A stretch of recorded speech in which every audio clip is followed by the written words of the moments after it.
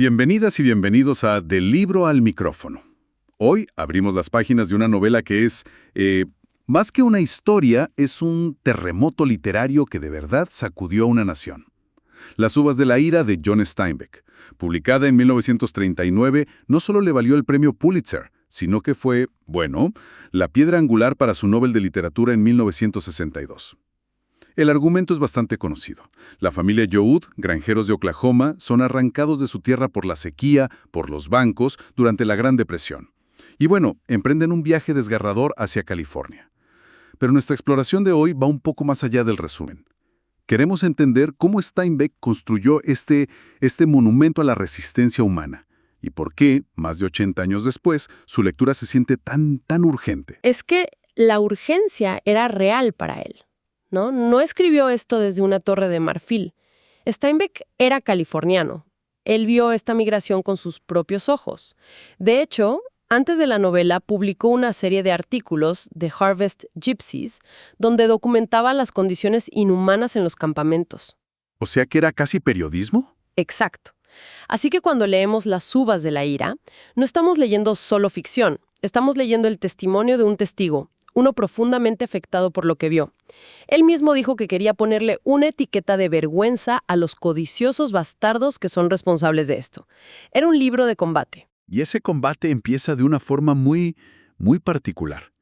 El libro no nos presenta a una persona, sino a un personaje mucho más grande, la Tierra. El primer capítulo es una descripción casi apocalíptica de la sequía en Oklahoma, el famoso Dust Bowl. Es tan visual, tan sensorial. ¿Cómo logra ese impacto desde la primera línea? Lo logra tratando al clima y al polvo como si fueran un ejército invasor. No es solo hacía calor. No, describe cómo el sol ardió día tras día, cómo la tierra se cubrió con una costra delgada y dura.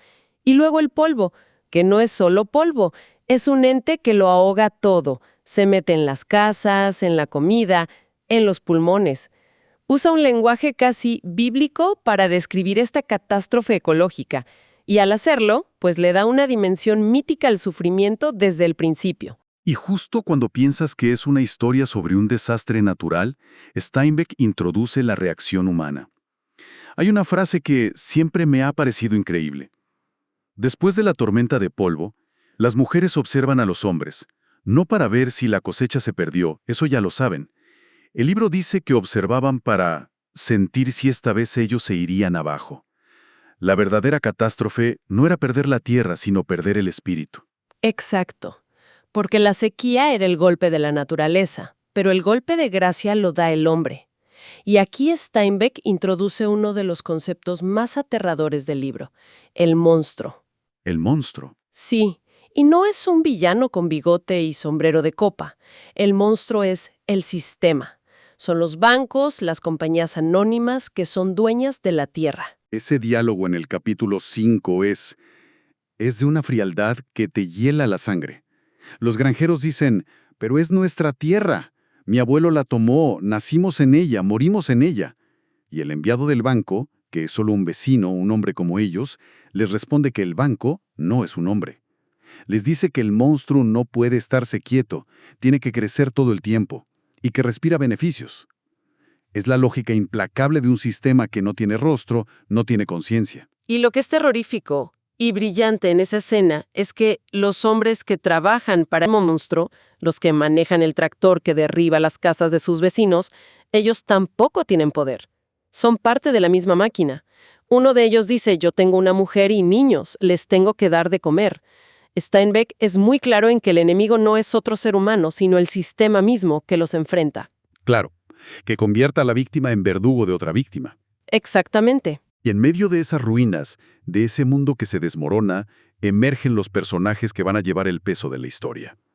Los primeros que vemos surgir de ese polvo son dos figuras que no podrían ser más distintas, ¿verdad?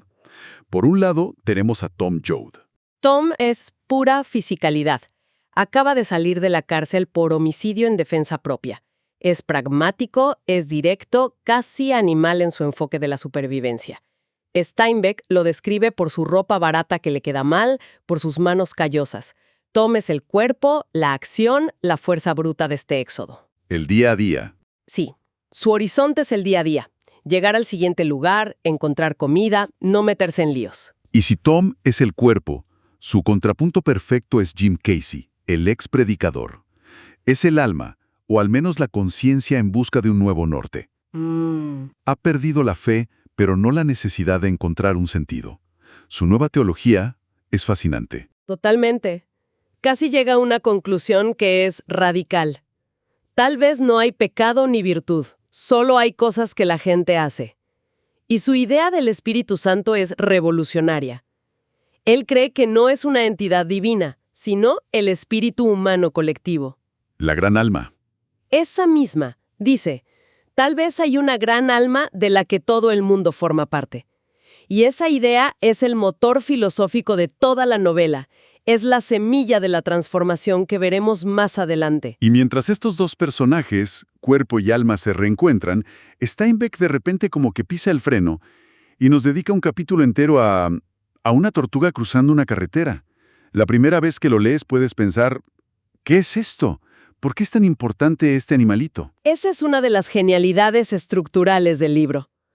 Steinbeck alterna capítulos centrados en la trama de los Jodes con estos capítulos intercalares, que son como viñetas poéticas panorámicas. Como un zoom. Exacto.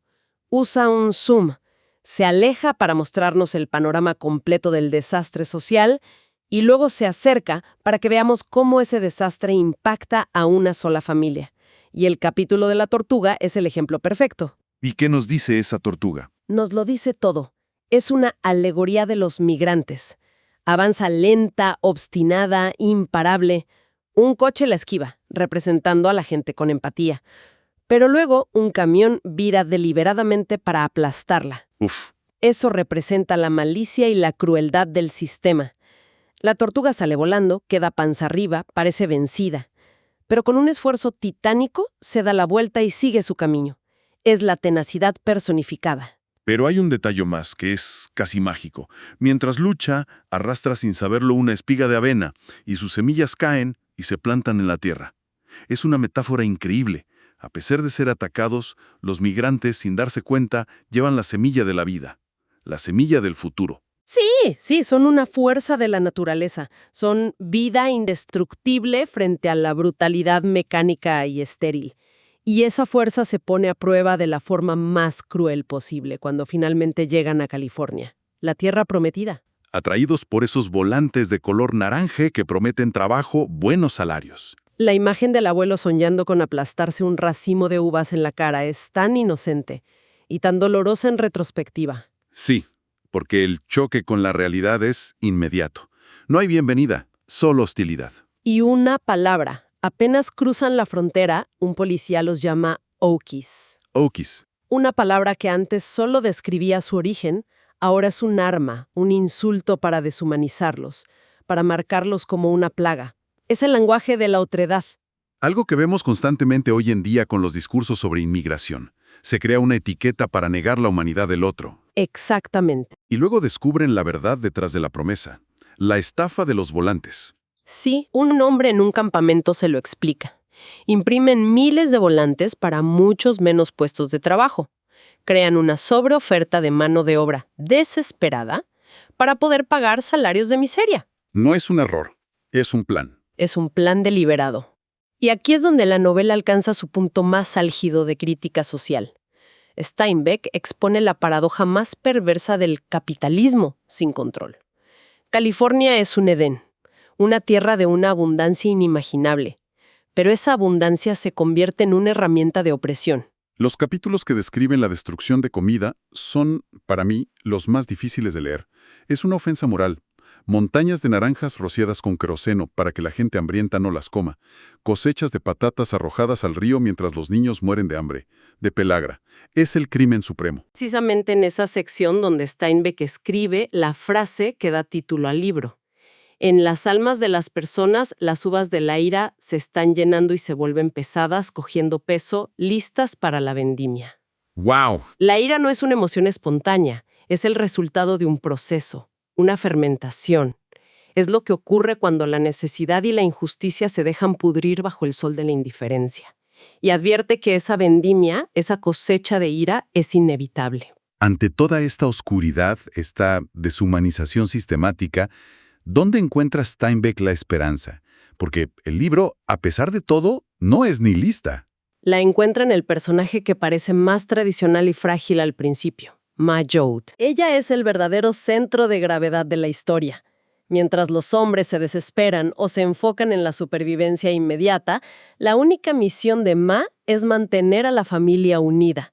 Hay una escena fundamental, cuando Cassie pide unirse a ellos. El padre duda, no tienen suficiente comida. Y la respuesta de Ma es una lección de ética. No se trata de si podemos, sino de si estamos dispuestos. Es una frase demoledora. Pone la voluntad y la decencia por encima de la lógica económica.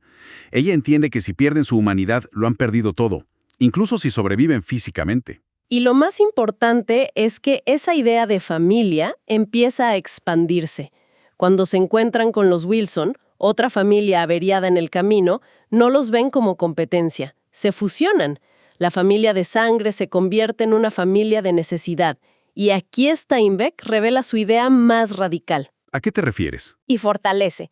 En los campamentos, la idea de yo he perdido mi tierra se transforma en nosotros hemos perdido nuestra tierra. El cambio de pronombre. Ese cambio de pronombre, dice Steinbeck, es el inicio de todo. Es el nacimiento de una conciencia de clase. Y es lo que los grandes terratenientes temen más que nada. Y esa transformación del yo al nosotros culmina en el arco de Tom Joad. Pasa de ser un individuo enfocado solo en su libertad condicional y su familia a convertirse en el heredero de la filosofía de Cassie. Es una evolución increíble. Después de que Cassie es asesinado por rompehuelgas, mientras lideraba una protesta, Tom venga su muerte y debe esconderse. Pero en su despedida final con su madre, en una de las escenas más emotivas de la literatura, le explica su nueva misión. Ya no es solo Tom Joad. Ya no. Se ha convertido en una encarnación de esa gran alma colectiva. Su discurso es inolvidable. Estaré en la oscuridad, estaré en todos lados, donde quiera que mires. Donde quiera que haya una pelea para que los hambrientos puedan comer, allí estaré. Donde quiera que un policía esté golpeando a un tipo, allí estaré. Se convierte en una idea, en un fantasma de la justicia social. Deja de ser un personaje para convertirse en un símbolo de la resistencia colectiva. Es la tesis final de Steinbeck. La verdadera supervivencia no es individual. La única forma de vencer al monstruo sin alma es que los individuos se disuelvan en un nosotros, con un alma compartida. Releyendo Las uvas de la ira, es imposible no pensar que es una crónica devastadora de su tiempo, pero su eco llega hasta nosotros con una fuerza brutal. Nos habla de la precariedad, de la deshumanización del migrante, de la concentración de la riqueza, y sobre todo de la increíble dignidad y la fuerza que surge cuando la gente se une en la adversidad. Absolutamente. Y nos deja con una pregunta que sigue siendo tan provocadora y peligrosa como en 1939. El libro es un manual sobre cómo se fabrica la rabia social.